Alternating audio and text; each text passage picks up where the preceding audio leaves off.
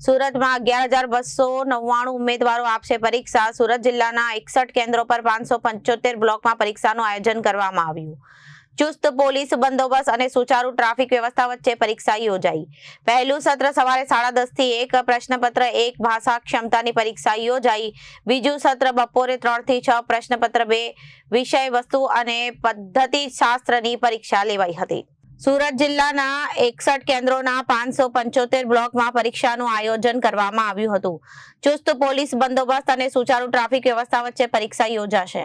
પહેલું સત્ર સવારે 10:30 થી 1, પ્રશ્નપત્ર 1 ભાષામાં ક્ષમતાની પરીક્ષા યોજાઈ અને બીજું સત્ર બપોરે 3 થી 6 અને પ્રશ્નપત્ર 2 વિષય વસ્તુ અને પદ્ધતિશાસ્ત્રની પરીક્ષા લેવાશે. ઉચ્ચતર માધ્યમિક શિક્ષક ભરતી માટે મહત્વની આ પરીક્ષા પારદર્શક રીતે યોજાઈ. ડીઈઓ કચેરી અને વહીવટી તંત્ર સજ્જ હાલમાં છે. દેશભરમાં પેપર લીકની ઘટનાઓ સામે આવી છે, જેથી આજ રોજ સ્ટાર્ટની પરીક્ષા આપી રહેલા ઉમેદવારોમાં પેપર લીકને લઈને ભય જોવા મળી રહ્યો હતો અને ત્યારે પરીક્ષામાં કોઈ પણ કેરી ન થાય તેને તંત્ર દ્વારા ખાસ ધ્યાન રાખવામાં આવી રહ્યું હતું.